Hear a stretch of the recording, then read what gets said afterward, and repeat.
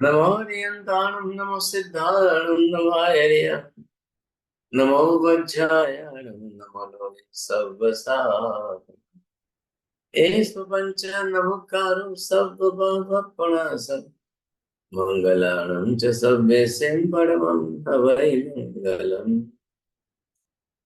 जय जगजीव जोनि वेयाणो जगगुरु जगानन्द जगन्नाथ जगबंधु जय जगप्रिया महोदय जय सुयाण भवो तीर्थयाणम पश्चिमो जय जय गुरुलोकाणम जय महत्वा महानि सर्वारिष्ट प्रणशाय सर्वाभिष्टार्थदायिने सर्वलब्धि निधानाय श्री गौतम स्वामिने नमः श्री सुधर्मा स्वामिने नमः अज्ञानतिमिरान्धनं ज्ञानाञ्जनशलाकया नेत्रमुन्मीलितं येन तस्मै श्री गुरवे धर्मलाल बहुत बहुत आशीर्वाद। आज 23 जनवरी है, ये मंगलवार का दिन है और जैसा कि विपुल जी बता रहे हैं 238वीं क्लास चल रही है गणधरवाद की। बहुत बहुत धन्यवाद। सबसे ज्यादा तो धन्यवाद जो है जैन फाउंडेशन को देना चाहिए, इतने लंबे काल तक भी आप क्लासेस धैर्य पूर्वक चला रहे हैं सर। अब देखिए बात ऐसी है कि विषय ही ऐसा है, जब चल रही है तो तर्क युक्ति और प्रमाणों के हिसाब से हम समझने की कोशिश करते हैं। महावीर स्वामी जो कह रहे हैं कि अनंत जीव जो है वो संसार के अस्तित्व में अवश्य है। अब इन सब अनंत जीवों में से आप जो भी हो, ये सब 84 लाख योनियां भिन्न भिन्न है, लेकिन इन सब के लिए आपको ये चल करके देखना पड़ेगा कि सबका मूल जो है वो कहाँ आकर के रुक रहा है। तो वो सब के मूल में यहाँ पर आपको ये जो देखने को मिल रहा है, ये मूल जो है निगोद है। अब निगोद के अंदर जो है एक गोला है और निगोद के एक गोले में यहाँ पर अलग अलग असंख्य निगोद है और इन असंख्य निगोद के अंदर ये अनंत जीव है सा। ये अनंत जीवों की संख्या मूलभूत यहाँ है, इसको आप बोलिए ये अनंत की संख्या में जीव।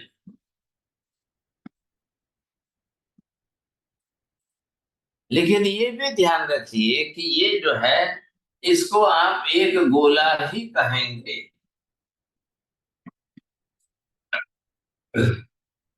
जब एक गोला एक नाम दिया है आपने, तो एक जैसे पानी का बबल्स होता है वैसा, और इसके अंदर एक साथ में यहाँ पर अनंत जीव है। आज जिसको आप यहाँ पर चल करके बाहर दूसरा नाम दे रहे हो, ध्यान दीजिए नाम किसका देना है? पर्यायवाची नाम। जीवात्मा तो मूल द्रव्य है। आपने ये नाम तो किसी का मनुष्य दिया, ये कोई देव बताया है, ये कोई पशु बताया है आपने, ये पक्षी बताया है, ये आपने नरक के नारकीछी बताया। ये 2 इंद्रिय वाले हैं, ये 3 इंद्रिय वाले हैं, ये 4 इंद्रिय वाले हैं, ये संज्ञी पंचेंद्रिय वाले हैं, ये असंज्ञी पंचेंद्रिय वाले हैं। अब संसार के अंदर कितने जीव, तो क्या ये सभी यहाँ पर मूल स्वरूप में ऐसे थे? ये आ गया पशु पक्षी, इसकी हमने बात की कि ये कुत्ता है। अब क्या यहाँ निगोद के स्वरूप में पहले ही आप कुत्ता मानोगे? मनुष्य को निगोद में पहले मनुष्य मानोगे? देवी देवता को निगोद में पहले मनुष्य मानेंगे? कैसे संभव है? क्योंकि एक गोला, ये देखिए इतना छोटा सा भी अगर मैं कर दूं तो ये एक गोला जैसा हो गया। अब इसमें इतने अनंत जीव है, तो कुत्ता कैसे रहेगा, मनुष्य कैसे रहेगा, देव कैसे रहेगा, पशु पक्षी कौन कैसे रहेंगे भाई साहब, ये तो संभावना नहीं है। थोड़ा ध्यान से समझना। अब कुत्ते का जो आकार प्रकार स्वरूप साइज जो भी कुछ है, वो भी अनादि अनंत कालीन त्रिकाल नित्य शाश्वत ही शाश्वत है। कुत्ता कुत्ता कुत्ता पहले भी था, आज भी है, भविष्य में भी रहेगा। अब महावीर ये कह रहे हैं कि पंडित जी, इनका नाम लेकर सुधर्मा जी कहकर इनको कह रहे हैं, पंडित जी आपने ये गलती क्या कर दी, आपने अनंत काल पहले जीव निगोद में था, उसी को कुत्ता मान लिया, अब वही कुत्ता कुत्ता कुत्ता कुत्ता बनते बनते बाहर, ये कैसे संभव है। तो यहाँ पर जो आज ये कुत्ता है ना, तो इसके अंदर ये आप कुत्ता यहाँ मानोगे, अब वो बार बार कुत्ता कुत्ता बनता जा रहा है। ये बार बार जो है कुत्ता बनते बनते आज भी वापिस यहाँ पर कुत्ता बना है। तो इसका ओरिजिनल स्वरूप यहाँ पर कुत्ते के रूप में आप तिगोद के गोले में कैसे मानोगे। तो भाई सब सुधर्मा जी है, अब वो बात को स्वीकार है तो अच्छी बात है, नहीं स्वीकार है तो फट से वो तो कह रहे कि हाँ सर, योनि बदलती नहीं है, कुत्ता ही कुत्ता रहेगा, कुत्ता कुत्ता ही बनता जाएगा। ऐसा इन्होंने, अब एक गलती के पीछे दूसरी गलती, दूसरी गलती के पीछे तीसरी गलती, ऐसे ये करेंगे। अब ये बताएंगे कि भाई सब में एक ही नियम लागू होगा। थोड़ा ध्यान से समझ लो इधर, सबके लिए एक ही नियम लागू होगा। अब ये मनुष्य बताया है इन्होंने, मनुष्य मनुष्य मनुष्य मनुष्य मनुष्य, अब अनंत बार मनुष्य मनुष्य मनुष्य बनता हुआ आज वर्तमान में भी अनंत बार मनुष्य बना है। ये देव बना है तो देव के रूप में पहले यहाँ पर था, अब चल करके वो वापस देव ही देव बना। तो कह रहे हैं कि भाई आप फिर निगोद की बात कैसे कर रहे हो, फिर तो निगोद बैठेगा ही नहीं सा, क्योंकि निगोद जो है वो सूक्ष्म साधारण वनस्पति का है। आप उसी का अस्तित्व उड़ा करके सबको कुत्ता बना करके रख दिया आपने। अनंत जो है तो अनंत, अब इसके अनंत कुत्ते के अनंत जन्म हो रहे हैं, तो कितने कुत्ते मानेंगे आप।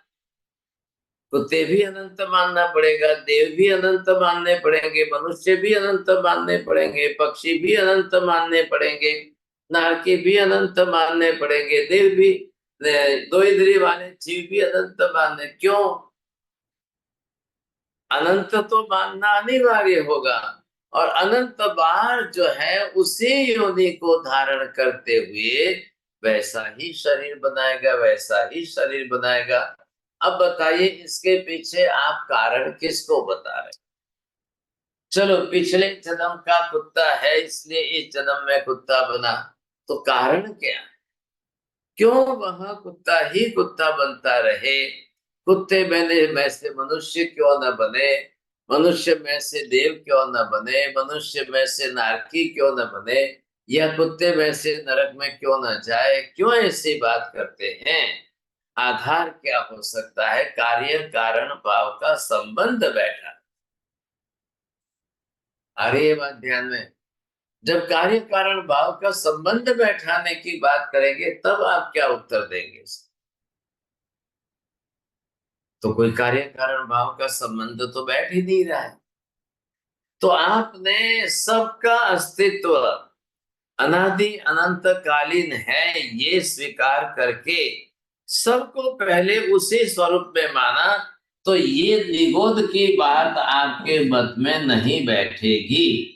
ये बात बिल्कुल जो है निगोद की कक्षा के अंदर अनंत जीव उसी पर्याय में रहे और योनि बदले ही नहीं, ऐसा कोई कारण नहीं बैठ रहा। अरे ये बात समझ में ध्यान दीजिए सर। तो क्या होगा, सबको अनंत काल पहले इसी स्वरूप में मानना पड़ेगा। अब महावीर क्या कह रहे हैं ध्यान से समझिए। महावीर ये कह रहे हैं अनंत काल पहले कुत्ता भी था, अनंत काल के पहले देव भी थे, अनंत काल के पहले मनुष्य भी थे। जितनी पर्याय जीवों की वर्तमान में है उतनी समस्त पर्याय अनंत भूतकाल के पहले थी, वर्तमान में है और भविष्य में रहेगी ही रहेगी। बोलिए माता जी, ख्याल आ रहा है? जितनी पर्याय अनंत भूतकाल में थी उतनी ही वर्तमान में है और उतनी ही भविष्य में रहेगी। अब ये बात महावीर स्वामी भी स्वीकार कर रहे हैं, सुधर्मा जी भी स्वीकार कर रहे हैं। तो किसके वचन में शुद्ध है और किसके वचन में अशुद्धि आ रही है? ये सुधर्मा जी भी कह रहे भगवान आप तो मेरी बात स्वीकार रहे हो, तो महावीर स्वामी कह रहे हैं कि सुधर्मा जी आप तो मेरी बात स्वीकार रहे हो। सवाल अस्तित्व के निषेध का नहीं है, ध्यान रखिए।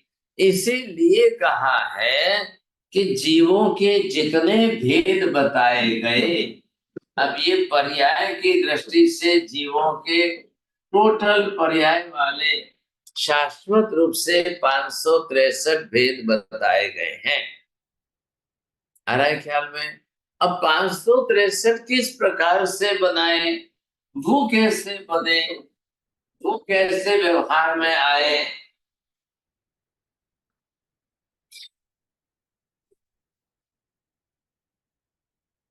हाँ, तो यहाँ पर ये इन्होंने दिया है कि ये 563 जीव जो है इनमें से आप ये चलिए ये देवी देवता है, तो ये 99 प्रकार के और फिर बाद में जो है पर्याप्त अपर्याप्त मिलाकर ये हो गए 198 हो गए।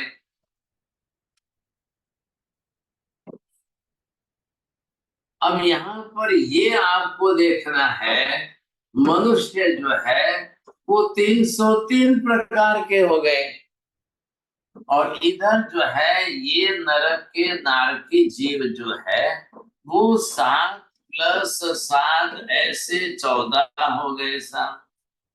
और इधर आते आते ये तिर्यंच गति के जीव जो है उसके अंदर 48 प्रकार आए। ये 48 इन्होंने कैसे लिए हैं? इन 48 के अंदर जो है ये 22 एकेंद्रिय के, 6 जो है विकलेंद्रिय के और 20 जो है तिर्यंच पंचेंद्रिय के, ऐसे करके तिर्यंच गति इसके ये 48 हो गए साहब। हो गया, ये हिसाब पूरा हो गया,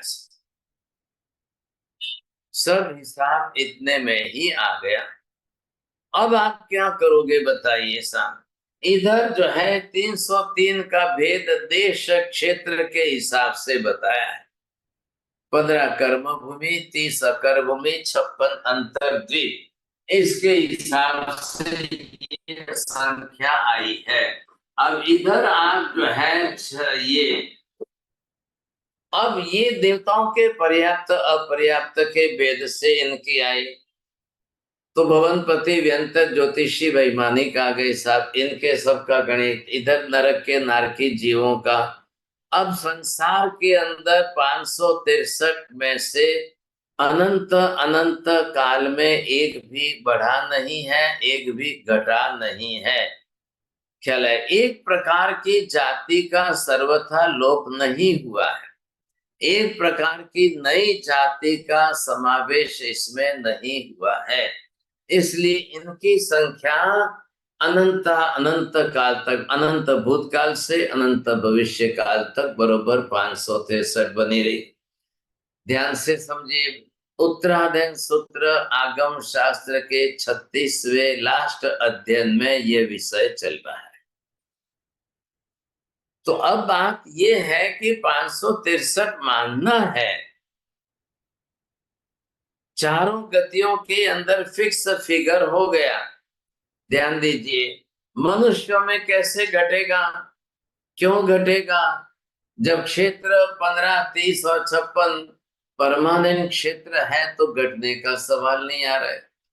मनुष्य 303 प्रकार के हैं, क्षेत्र भी वैसे ही 101 प्रकार के। अब 101 पर्याप्त, 101 अपर्याप्त, 101 समुच्चय, ऐसे करके 303 कर दिए गए।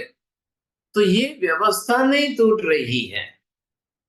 अरे ये बात ध्यान में, व्यवस्था नहीं टूट रही है, उसका आधारभूत भौगोलिक क्षेत्र की शाश्वतता भी बरोबर बनी रही है। नरक के क्षेत्र में, नारकी में, सब जगह पर ये व्यवस्था बनी है। लेकिन सवाल कहाँ आता है कि आप महावीर ये कह रहे हैं कि भी मूल में क्या थी व्यवस्था। मूलभूत व्यवस्था जो अंदर थी वो ऐसी थी, ये आपको समझना पड़ेगा।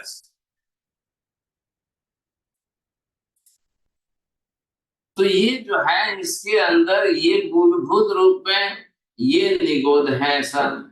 आखिर निगोद के अंदर सभी जीव जब थे तो वो सब अपने अपने तरीके से किस प्रकार से कैसे रहते थे।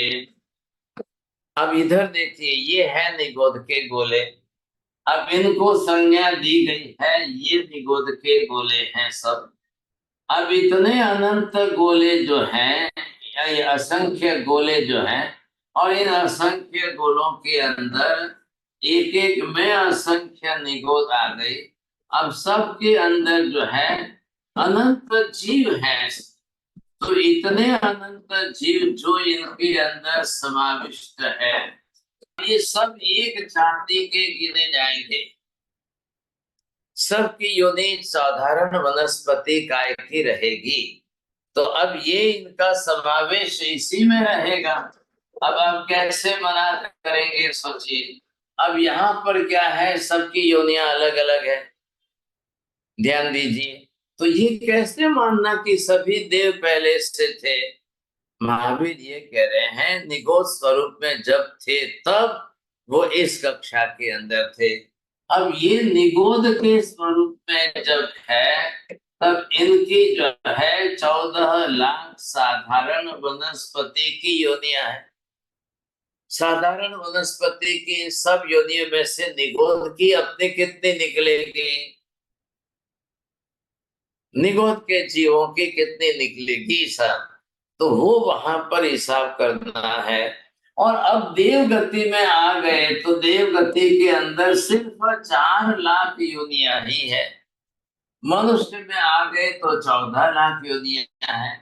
तिर्यंच पंचेंद्रिय में गए तो वहां पर आपको जो है 2 लाख 2 इंद्रिय, 2 लाख 3 इंद्रिय, 2 लाख 4 इंद्रिय, 4 लाख तिर्यंच पंचेंद्रिय है।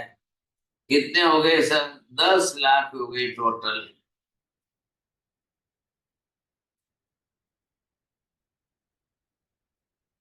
तिर्यंच गति की बात चल रही है।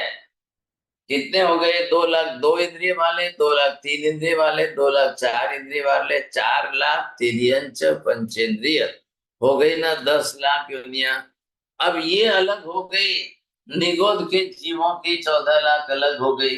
अब नरक के नारकी जीवों की जो है 4 लाख नारकी है। सोचिए समझे, ये जो 84 लाख योनियां बैठती है तो इनकी तो कैसे बैठेगी।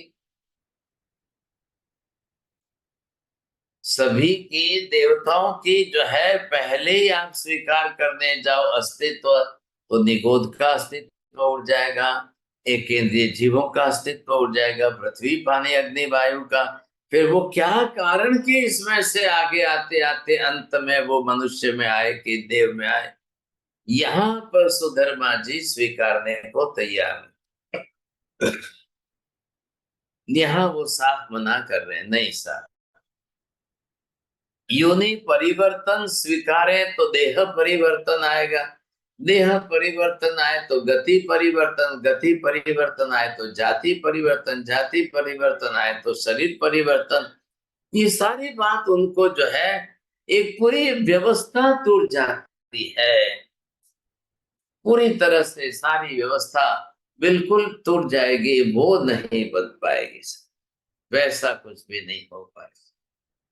ये है इनकी समस्या, सोचिए समझे। तो अब क्या होगा कि सबसे पहली मूलभूत अवस्था जो है सबकी निगोद है। महावीर तो ये कह रहा है ना, मनुष्य भी तो कहां से आए, निगोद में से आए। लेकिन आए तो कैसे आए? लास्ट प्रक्रिया में मनुष्य बने। सबसे पहली पर्याय ये निगोद की है, सूक्ष्म साधारण वनस्पति काय के, और सबसे लास्ट अंतिम पर्याय मनुष्य की। बोलिए शीतल बहन जी, पहले शब्द मत बोलिए आप। सबसे पहली पर्याय सूक्ष्म साधारण वनस्पति काय की है और अंतिम पर्याय मनुष्य की है। हाँ जी लीला बहन जी, अब बोलिए पहली और अंतिम ये शब्द। से पहली पर्याय मतलब सूक्ष्म पर्याय वनस्पति काय की है और सबसे कम पर्याय जो अंतिम नहीं, ला। अंतिम अंतिम पर्याय जो मनुष्य की। बस बस बस, आप इधर उधर दूसरे शब्द मत जोड़िए। किसी भी जीव की सबसे पहले पर्याय निगोद, निगोद। अंतिम पर्याय मनुष्य की। बोलिए राहुल जी, आ गए आप? अच्छा, सबसे पहली पर्याय निगोद की सूक्ष्म रूप है और सबसे अंतिम पर्याय मनुष्य की है। हाँ, क्यों अंतिम पर्याय कहना है मनुष्य को? क्योंकि वही से मोक्ष होता है। हाँ बस, बहुत धन्यवाद। मनुष्य की पर्याय अंतिम इसलिए है कि उसके बाद अगर मनुष्य मोक्ष में चला जाए तो उसको दूसरी बार कोई शरीर बनाना ही नहीं है, तो किसी योनि में जाना ही नहीं पड़ेगा, छुट्टी। इसलिए उसको अंतिम नाम दिया गया, बस ये बात है। और अगर साहेब जी अगर सबसे पहली पर्याय निगोद की इसलिए दी गई है कि इससे ज्यादा और नीचे पहली कोई दूसरी है ही नहीं। हाँ, अब ध्यान से समझिए अर्थ क्या हुआ इसका। मतलब जीव कहीं से आया नहीं है, मूलभूत रूप से जीव निगोद में ही है। तो जीव की उत्पत्ति नहीं है। ध्यान रखिए, हम शब्द प्रयोग क्या करें? पर्याय। आ रहा है ना ध्यान में? हम पर्याय शब्द का उपयोग कर रहे हैं। जीव आत्मा द्रव्य है और ये जीव के द्वारा बनाया हुआ शरीर है, इसलिए देह पर्याय आ गई। तो शरीर बना कहाँ, बनता कहाँ है? शरीर बनाने के लिए जो स्थान है उसी को योनि कहते हैं। क्या लगा आपको? तो शरीर इसी में बनेगा। शरीर बनाने के लिए दूसरा कोई स्थान ही नहीं है। अब इसको आप समझ गए अच्छी तरह से, तो ये आपको ख्याल आ गया कि हाँ सर, शरीर बनाने का स्थान योनि है। मतलब क्या हुआ? योनि बदलेगी तो शरीर बदल जाएगा। बोलिए बोलिए राहुल जी, ये अब शब्द समझ में आ गया? योनि बदलेगी तो शरीर बदल जाएगा। आत्मा द्रव्य है और बाकी पर्याय बस बस, शरीर। ठीक है ना। अब यहाँ पर आपको ये ख्याल रखना है। अब ये सुधर्मा जी को पूछा जा रहा है, आप अगर योनि को अपरिवर्तनशील मानोगे तो ही आपके मत की व्यवस्था बैठेगी, नहीं तो नहीं बैठेगी। तो बोलते हैं हाँ बिल्कुल, हम तो तैयार ही है भाई साहब। अरे आप तैयार हो तो आपके यहाँ वेदों में भी 84 लाख योनियों का गणित अलग अलग तरीके से बताया गया है। जैन धर्म के अंदर केवल ज्ञानी महावीर स्वामी इन सब जीवों की योनियों का गणित 13 तरीके से अलग अलग बताते हैं। बोलिए बोलिए सब जल्दी बोलिए, वीणा बहन जी। वीणा बहन जी बोलना है? चलिए नहीं बोलना है। हंसा बहन जी बोलो। 13 ways हाँ right right that right, Bhagwan has. Very good. चलो 13 डिवीजन जो है, 13 डिवीजन के अंदर महावीर स्वामी ने 14 लाख योनियों 84 लाख योनियों का कैलकुलेशन करके बताया। वेद उतना भी नहीं करके बता रहे हैं, तो वेद के हिसाब से तो वो अलग ही बता रहे हैं सर।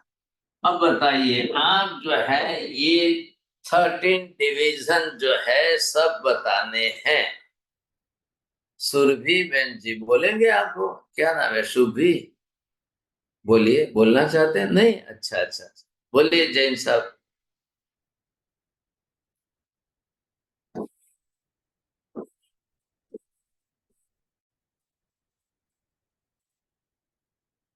चलो उनको भी नहीं बोलना है, बोलिए नीति बहन जी।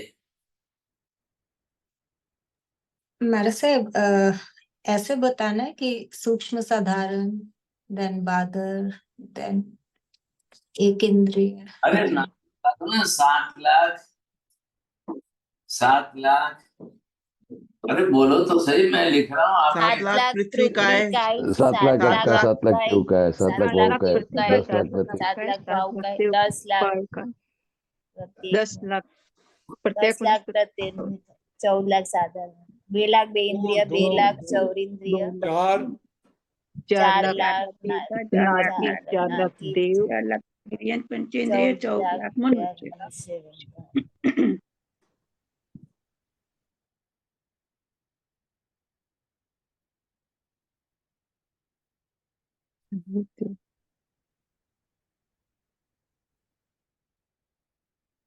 ये जो है पूरा डिवीजन फिक्स हो गया। इधर देखिए, अब इसमें कहीं पर भी एक अक्षर बदलेगा नहीं।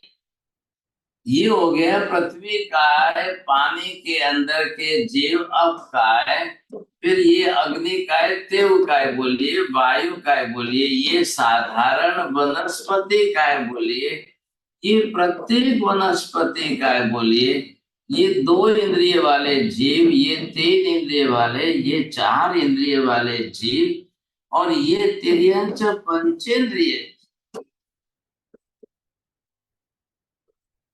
ये देवता की है, ये नारकी की है, ये मनुष्य। बस अब इसके अंदर, अब इधर देखिए ध्यान से, तो महावीर स्वामी ये कह रहे हैं कि योनियों की संख्या शाश्वत है। क्यों संख्या शाश्वत है, मेहता जी बोलिए। सब डिस्टर्बेंस आता है। हाँ,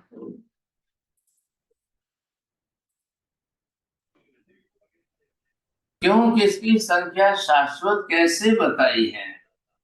क्योंकि परमात्मा ने अपने केवल ज्ञान से देख के बताया है। हाँ, तो ये जो है ना, अभी हमने कहा बताए, ये विभाग जो है ये सबसे सबका मूल केंद्र आ गया। लेकिन इधर देखिए आप, इसी में जीवों को बार बार घूमते घूमते घूमते, ये है स्वकाय स्थिति। आ रहा है ख्याल में? अब ये शब्द महावीर स्वामी सुधर्मा जी को पूछ रहे हैं, बोलिए आप स्वकाय स्थिति मानते हो कि नहीं मानते हो? अरे सुधर्मा जी तो कह रहे हैं हमारा तो पूरा सिद्धांत ही स्वकाय स्थिति पर ही तो बना हुआ है। स्वयं की जो काया है वही तो परमानेंट रहती है, ये तो हमारा मत इसी से तो सिद्ध हो रहा है।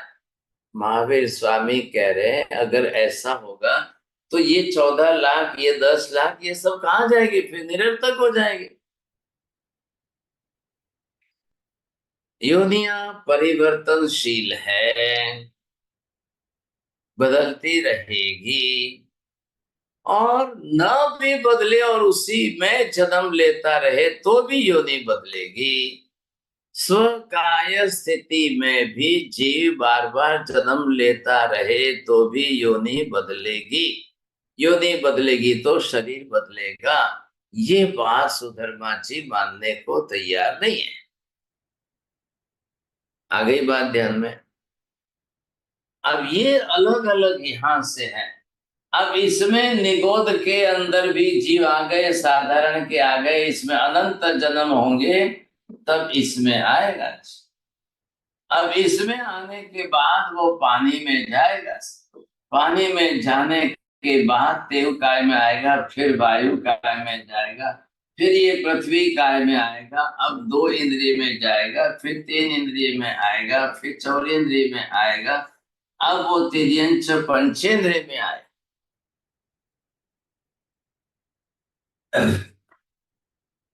अब यहां से चल करके देवता में जाना है, देवता में जाओ, नरक में जाना है, नारकी में जाओ, फिर यहाँ से किसी को मनुष्य में आना है तो मनुष्य में आओ, नरक में से आना है तो मनुष्य में आओ, देव में से आना है तो मनुष्य में आओ। अब यहाँ पर आते आते मनुष्य 14 लाख योनियों में आ गया। अब यहाँ से इसको अपना कर्म क्षय करते करते, अगर करते करते वो मोक्ष में चला जाए, ख्याल आया? कर्म क्षय करते करते अगर वो मोक्ष में चला जाता है तो फिर कोई सवाल ही नहीं है साहब उसके लिए। तो यहाँ आकर के उसको जो है मोक्ष प्राप्त कर लेना है। इसलिए मोक्ष प्राप्ति की दृष्टि से अब मनुष्य का जन्म बिल्कुल अंतिम जन्म ये है। क्यों अंतिम जन्म है? देवता मोक्ष में नहीं जा सकते हैं।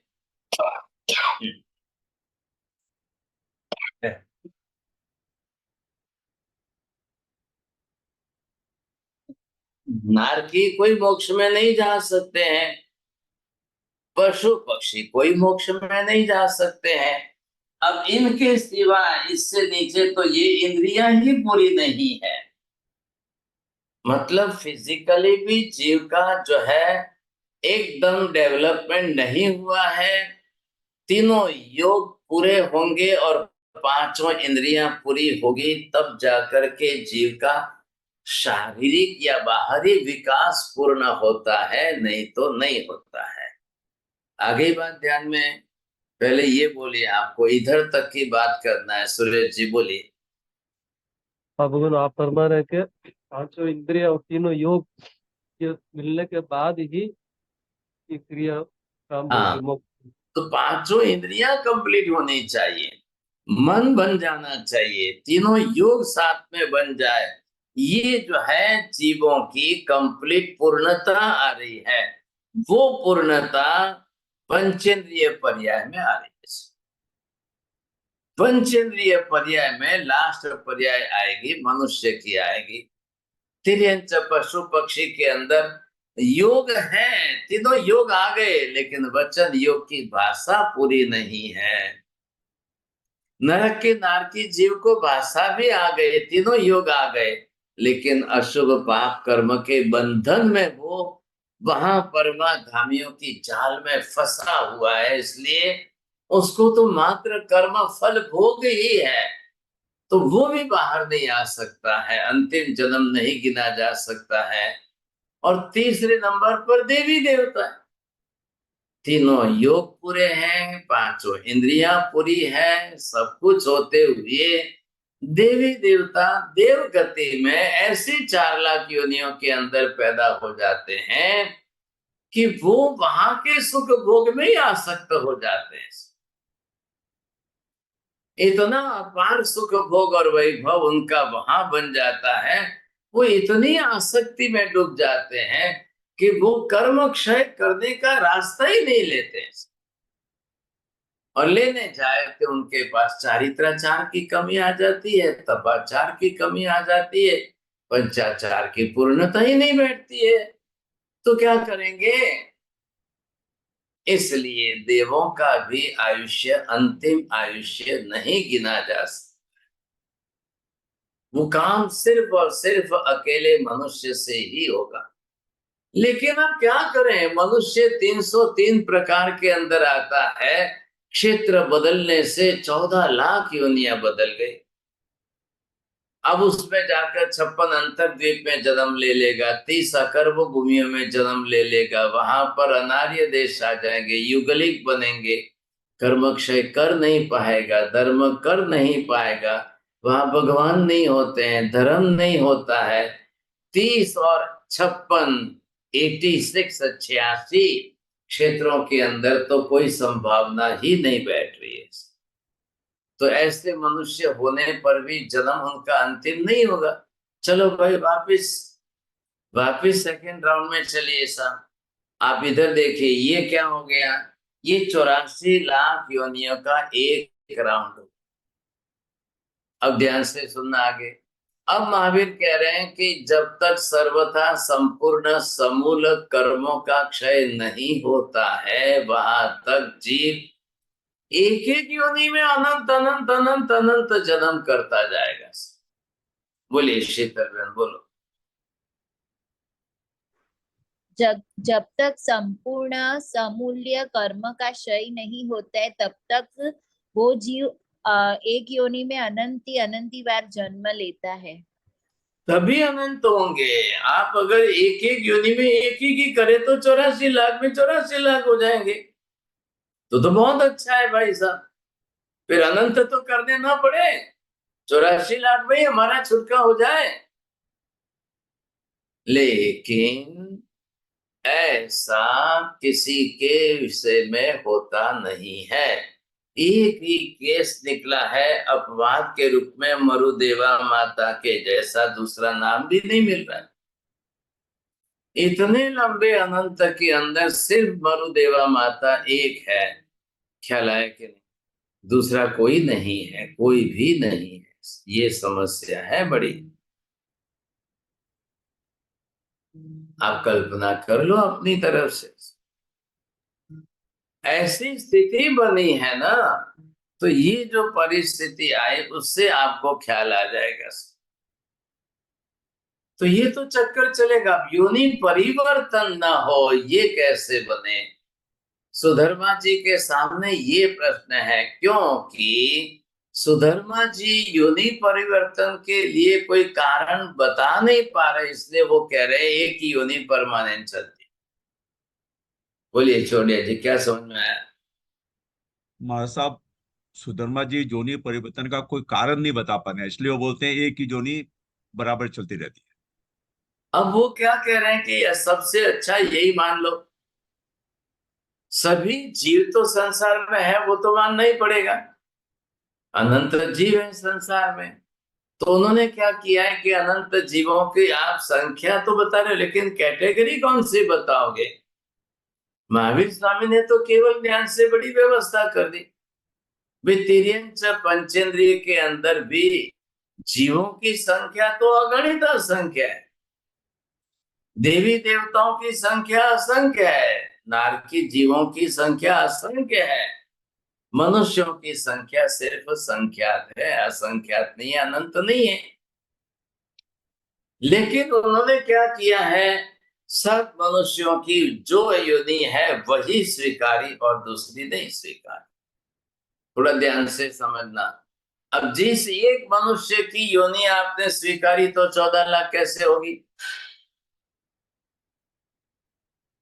फिर एक ही रह जाएगी आपके। अब मनुष्य को स्वीकारने के बाद भी आप 14 लाख नहीं बता पाए।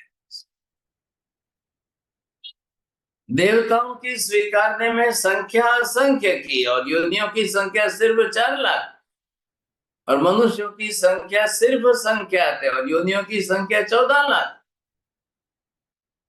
मेहता जी बरोबर है, क्या बोल रहे हैं, लग रहा है आपको? साहब जी, आप जो योनियों की संख्या बोलते हैं उसका मतलब इतने प्रकार की योनि ऐसा है ना? हाँ बरोबर, मैं कहा ना कह रहा हूं, तो है तो 4 लाख ही रहेगी ना देवताओं की। 4 लाख प्रकार की योनि बराबर। तो यही मैं कह रहा हूं, 4 लाख का जो गणित कैलकुलेशन है वो फिक्स है। अब उसमें देवता असंख्य है और मनुष्यों की संख्या बिल्कुल छोटी सी लिमिटेड है, संख्यात है, और योनियों की संख्या सबसे ज्यादा 14 लाख बता दी। ये इसके कार्य कारण भाव जब तक नहीं बैठेंगे तब तक भेद नहीं खुलेगा। अब सुधर्मा जी के पास सबसे बड़ी समस्या है कि कारण नहीं है इनके पास, और रह रह करके एक ही कारण सामने आता है, ईश्वर। ईश्वर के सिवाय दूसरा कोई कारण ही नहीं मानने को तैयार है, तो व्यवस्था कैसे बैठेगी?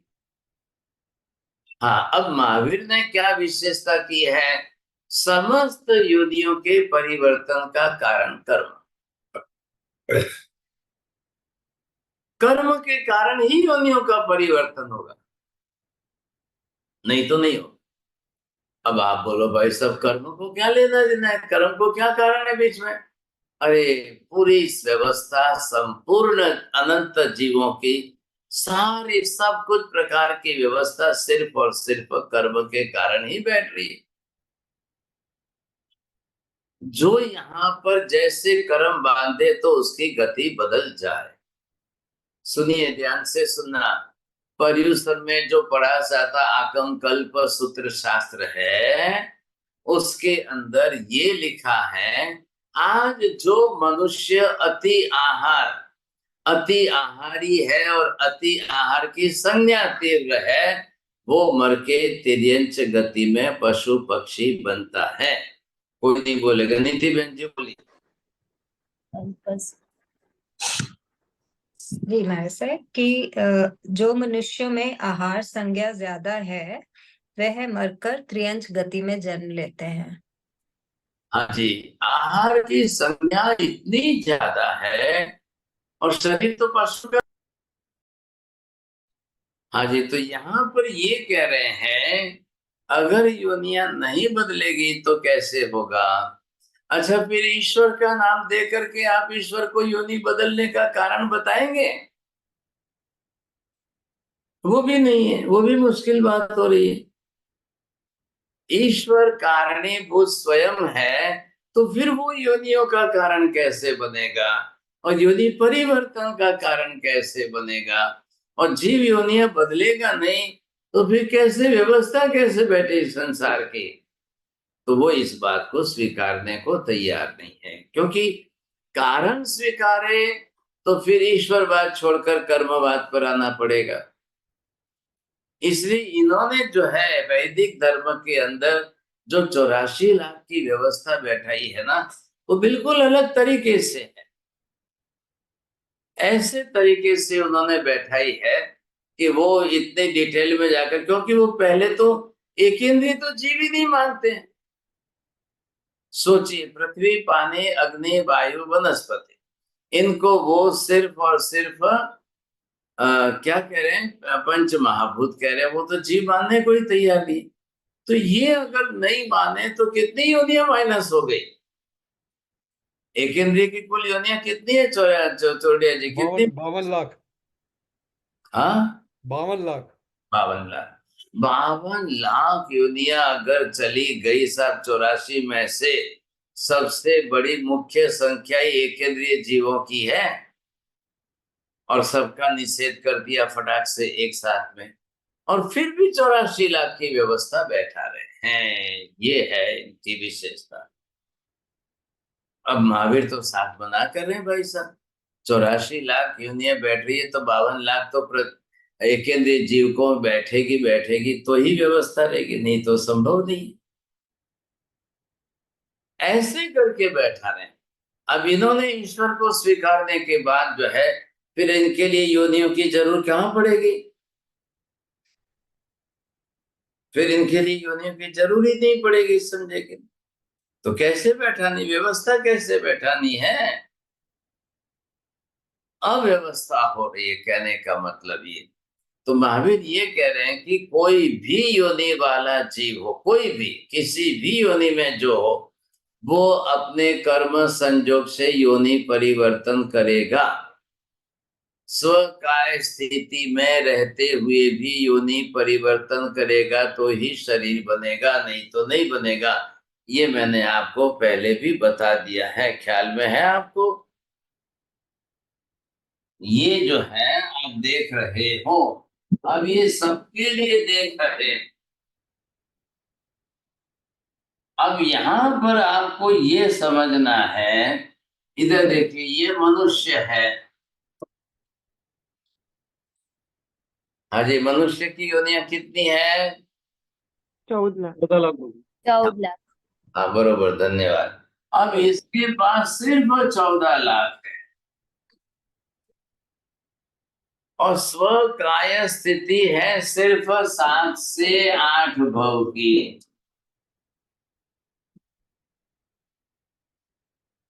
ये क्या हो गई? स्वकाय स्थिति। अपनी काया मतलब स्वकाय।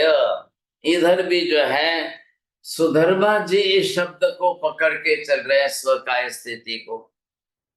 स्वकाय मतलब जो शरीर है वही रहेगा, अपना शरीर है, अपना ही शरीर बना रहेगा, उसी में बार बार, तो उसी में बार बार जन्म लेगा, तो शरीर बदलेगा कि नहीं बदलेगा? आ रही है बात ध्यान में? शरीर वही नहीं रह सकता है, शरीर बदलना अनिवार्य होगा। शरीर जो है, जब शरीर बदलना है तो योनि बदलनी ही पड़ेगी, उसमें तो कोई दो राय नहीं।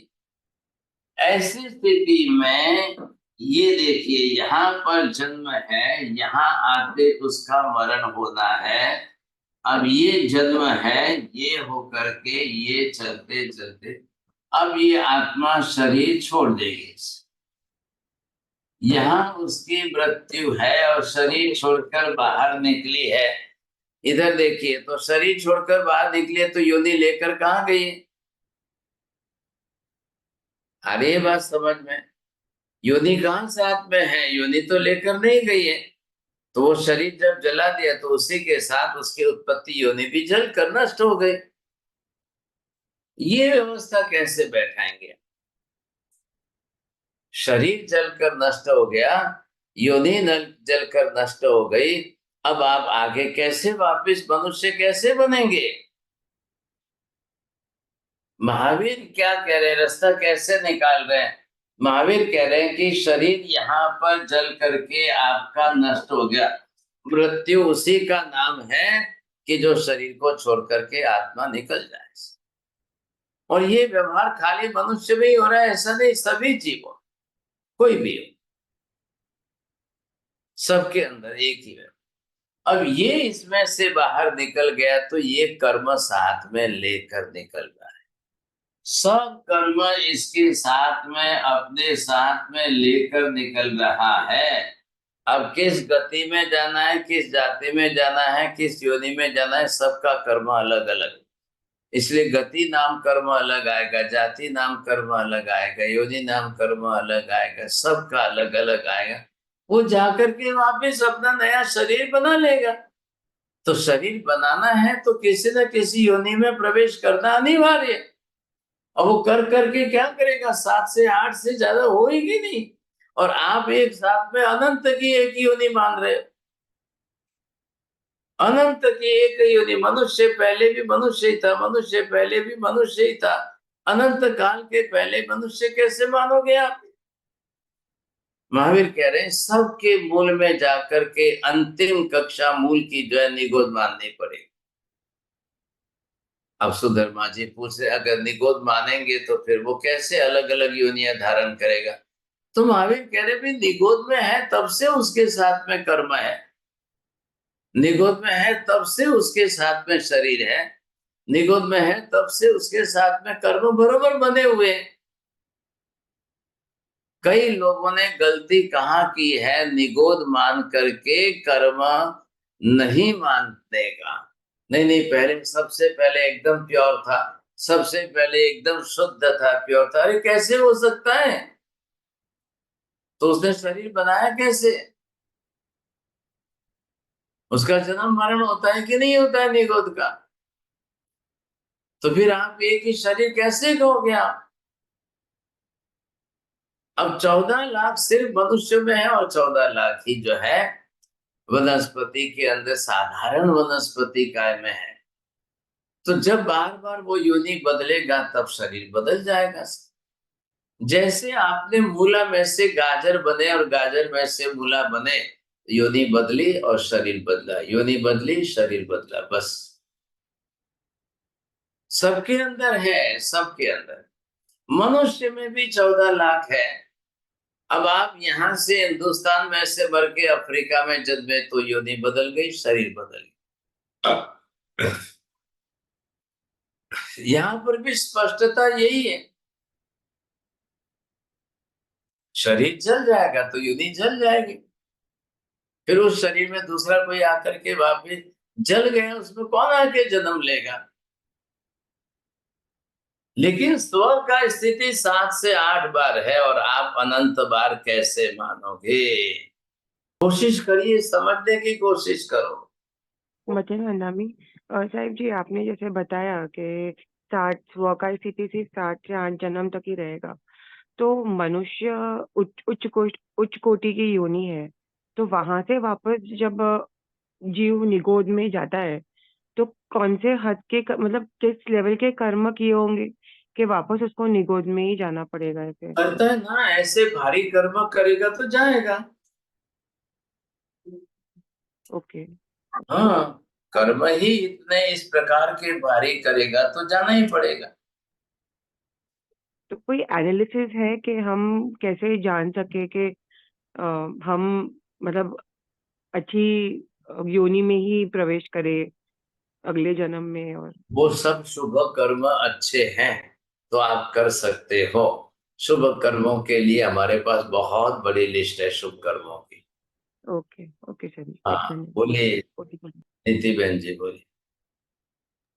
जी मेरे साहब, एक कंफ्यूजन ये है कि जैसे अभी आपने बताया कि मनुष्य की 14 लाख योनियां हैं, लेकिन योनि तो हम उसको मानते हैं ना, लाइक जितनी पॉपुलेशन है मनुष्य की, सपोजिंग बिलियन है, तो योनि तो भी इतनी इधर हो उधर गई। मत जाइए, इधर उधर मत जाइए। वर्ण गंध रस स्पर्श और संस्थान का कैलकुलेशन होगा, उसमें जो चेंजेस आएंगे उसको योनि कहते हैं। आप पॉपुलेशन मत लीजिए। अरे पॉपुलेशन तो इस समय 850 करोड़ है, हम्म। तो 850 करोड़ के अंदर 400 करोड़ जो है फीमेल है, तो कहाँ गई 14 लाख और कहाँ 400 करोड़ हो गए? ऐसा कैसे आपने भ्रम कर दिया? नहीं मेरे से फिर हमें योनि बोलना चाहिए या 14 जाति, मतलब टाइप्स ऑफ अरे अरे मनुष्य? भाई साहब, एक योनि में 10 बच्चे पैदा हुए तो क्या करेंगे आप? ओके। संख्या तो ऐसे बढ़ेगी ना, उससे क्या लेना देना है? चेंजेस जो है, all the female bodies are the same and similar and equal, but the variations किसका आ रहा है? तो फिर वो अफ्रीकन क्यों बने, ये चाइनीज क्यों बने, ये जापानीज क्यों बने, ये इंडियन क्यों बने? ये भेद कैसे आया? ये 84 लाख में से 14 लाख के हिसाब से आएगा, बिल्कुल आएगा। वेरिएशन तो बनना ही है ना, नहीं तो फिर कैसे बनेगा? एक तरीके क्यों नहीं हो जाते सब? इतना ही तो है। ये देखिए, एक एक बैग के अंदर हमारा पूरा फेस आ गया, 2 आंख, नाक, कान और मुंह, लेकिन एक का भी किसी से नहीं मिलता है, सबके अलग अलग हो रहे हैं। ओके। आप पॉपुलेशन मत गिनिए, गिनती मत करिए, संख्या में मत जाइए साहब। यहाँ तो शरीर बनाने के लिए सबकी उत्पत्ति में वर्ण गंध रस स्पर्श शब्द अलग अलग आते हैं। बोलिए मीना बहन जी। यहाँ Yes, I had a question about the breakdown in Sangni and Asangni. There is no breakdown. Not necessary no, वो उसकी इंटरनल है, सब डिविजनल है। तिर्यंच पंचेंद्रिय में संगनी असंगनी, मनुष्य में संगनी असंगनी, लेकिन वो कहलाएंगे तो मनुष्य ही कहलाएंगे, तिर्यंच पंचेंद्रिय कहलाएंगे, बस। डिवीजन एक ही बनेगा, लेकिन सब डिविजनल के अंदर अंदर अंदर गिने जाएंगे सब। So in Tiryans, the though in there 2, 3 in there 3. I mean 2. हाँ, So तो in वो there भी 2 गति and 4 एक is है कि गति एक है, तो 2 इंद्रिय तिर्यंच हुई गति, 3 इंद्रिय की, 4 इंद्रिय की और तिर्यंच पंच इंद्रिय की, इसलिए वो नाम रख करके डिवीजन अलग अलग कर दिया। so Tiryans Panchandra is 4 lakhs. Right. हाँ, बोलिए हंसा बेन।